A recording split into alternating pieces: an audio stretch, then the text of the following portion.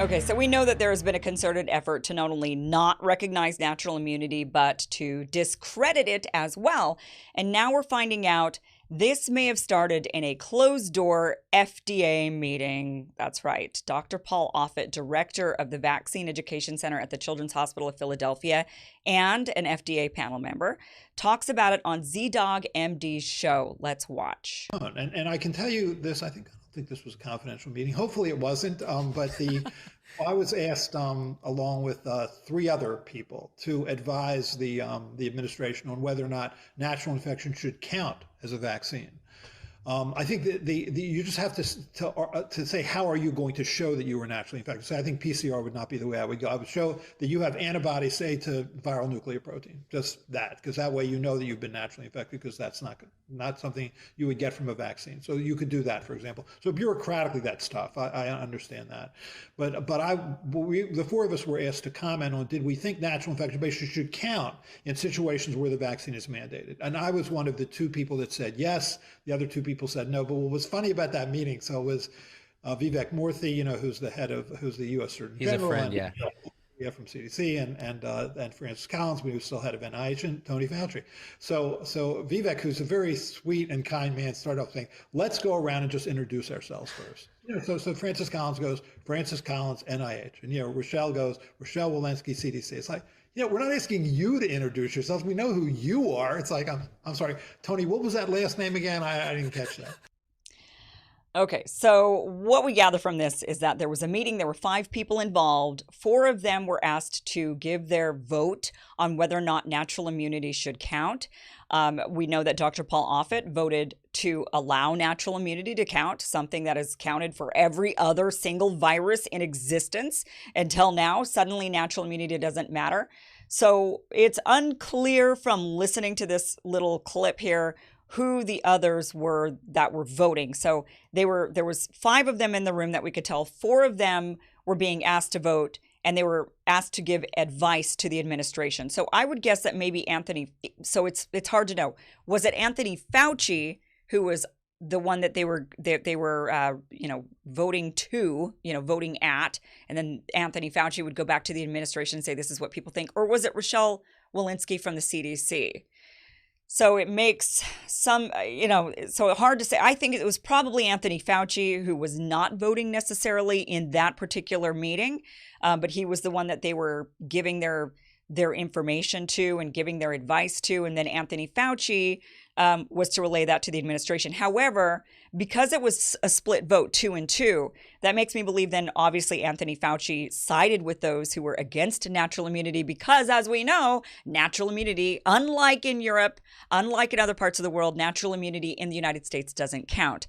So what we know is we have Dr. Paul Offit, Rochelle Walensky from the CDC, then you have Francis Collins from the NIH, and the Surgeon General. My guess is the Surgeon General and Dr. Paul Offit said yes, natural immunity. I'm just guessing. We know Dr. Paul Offit said yes, but I would guess who probably also voted alongside him was the Surgeon General.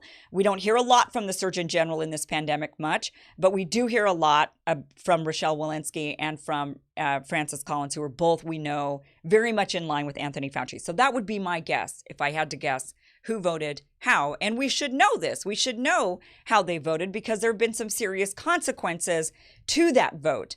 This is a complete policy blunder. In fact, in a real bureaucratic way to go about this, Dr. Vinay Prasad commented on the video saying that a single vote taken in secret in the USA has led to a horrific policy blunder, ignoring natural immunity and massive human suffering, fired workers, deepening vaccine polarization. Historians should listen. Yes, and look at all the people that were fired because they were unwilling to take the vaccine, even with natural immunity. So people who had natural immunity, they didn't want to take the vaccine. These were nurses, doctors on the front line. Many of them had caught COVID.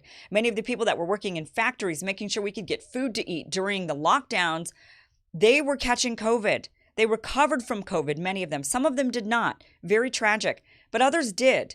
And then when they return to work, they're later told, a year later, if they're not willing to take a vaccine, that they are a pariah on society, that they're a danger to society, and that they're going to now lose their job. And of course, this has deepened vaccine polarization, and this has deepened vaccine hesitancy, because they kept saying to us, if you all take the vaccine, the pandemic ends. If you take the vaccine, you won't get COVID. If you take the vaccine X, Y, you won't spread COVID. And we now know that is not true either.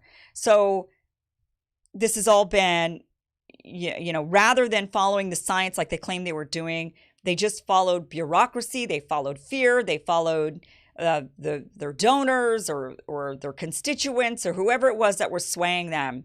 And we end up where we are, which is, I don't know where we are with all of this. No better off in a lot of ways. I mean, just the policy wise. And in fact, we're worse off now because we've got protests breaking out everywhere, people losing their jobs, a lot of people becoming depressed. I mean, I think we're in a much worse place, actually. I don't think I could say we're no better off. I think we're actually much worse off, quite frankly, than the beginning of the pandemic. Now, Dr. Marty Makary, a Johns Hopkins public policy researcher, was censored on LinkedIn. Believe it or not, look at this. I'm sure you can believe this, actually. I don't need to say believe it or not. You can believe that LinkedIn, of course, censored him.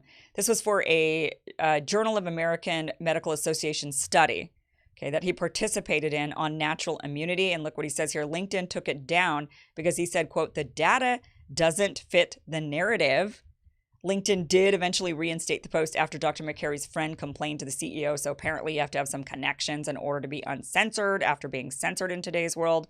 But the JAMA study released this month, which is titled Prevalence and Durability of SARS-CoV-2 Antibodies Among Unvaccinated U.S. Adults by History of COVID-19, says sectional study of unvaccinated U.S. adults, antibodies were detected in 99% of individuals who reported a positive COVID-19 test result, in 55% who believed they had COVID-19 but were never tested, and in 11% who believed they had never had COVID-19 infection. Anti-RBD levels were observed after a positive COVID-19 test result up to 20 months, extending previous 6-month durability data. So they were, even if they were wanting to recognize natural immunity, they said, yeah, but it only lasts for 6 months. And this study shows, well, no, it lasts 20 months. It's very robust. People that tested positive, 99% of them ended up having antibodies. So that shows that the PCR tests are fairly accurate. Rapid tests, on the other hand, it would be interesting to see how many of the people who tested positive on the rapid tests ultimately went on to test positive for antibodies. That would be interesting to find out. That would kind of give us a clue on how accurate those tests are. People who thought they had COVID, they suspected it, turns out 50-50. Toss a coin. If you think you had COVID, it's a 50-50 chance you actually did have COVID. And then there was 11% of people who didn't think they ever had COVID. They're like, no, I never had COVID. And then they tested them and found out, now you did have COVID. So those people never even got sick. All right? They didn't even think they had COVID.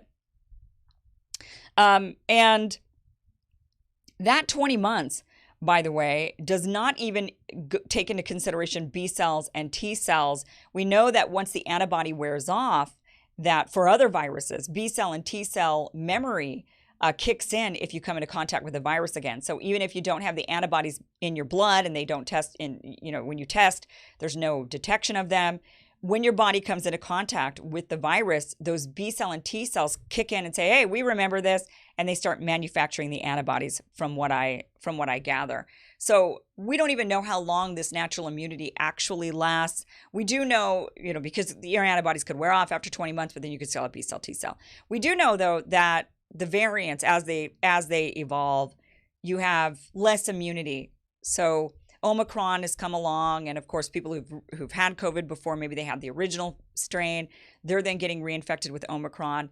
So now we're knowing that there's probably not any lifelong immunity to COVID. It is probably going to be like the flu, where you catch it and you have a level of immunity to certain strains. So maybe you are protected in certain years. You're not going to get that strain of flu. Maybe you're not going to get it for a few years, but then you're going to catch the flu again. Most of us, I think, in our lives have had the flu more than once.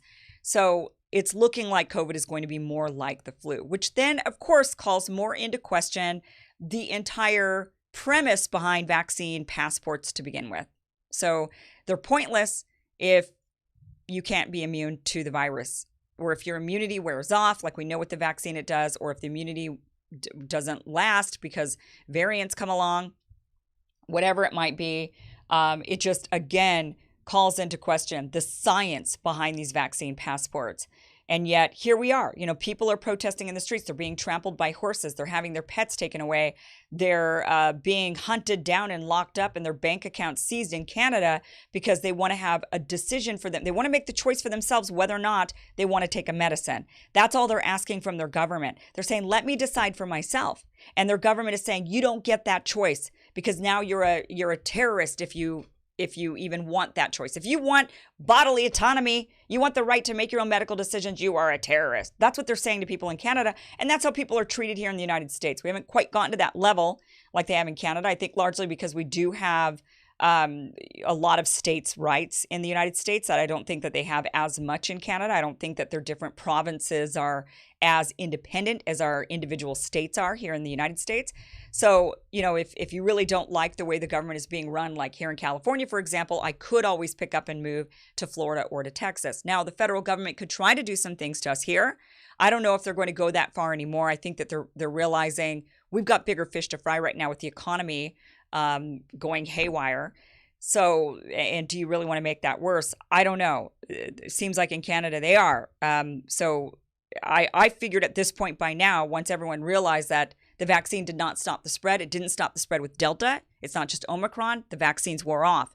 Then with Omicron, they don't seem to work at stopping Omicron really for long, a couple of weeks at most. So I thought for sure that governments would come to their senses and they would stop this whole mandate nonsense. I'm so tempted to have people go into restaurants here in LA and be like, oh, I have an active COVID infection, but here's my vaccine card. You have to let me in, right? Because that's the rule. So it doesn't matter if I have an active COVID infection. As long as I have the vaccine card, I can come in and eat at your restaurant or sit in your bar, or watch these movies, right? I would love to see how well that goes. I mean, what can people even do about that? Anyway, I'm not encouraging any sort of behavior. I'm not encouraging it. Anyway, I've said too much. Now I better go before they shut my channel down on YouTube. Thank you guys so much for watching. Thanks for being here. This is a sham. This is bureaucratic. I would like to know who was in that meeting. I would like to know who voted against natural immunity. I believe that we, the people, deserve to know. We deserve to know who is responsible for this debacle, and we have the right to hold them accountable for this horrible policy blunder.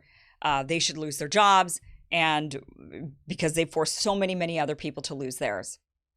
Thanks so much for watching. Email me, kim@kimiversen.com. You can also find me on my locals community. That is where I post pictures and video from my personal life, plus do live streams that are more casual. So be sure to check out that community. It's a lot of fun there. People post a lot of wonderful, amazing information on the community wall. So it's a really great place to learn a lot from other people. So thank you so much. The link is down below, or if you're watching on Rumble, the link is in the corner. Thanks so much for watching. I will see you guys tomorrow. Bye-bye.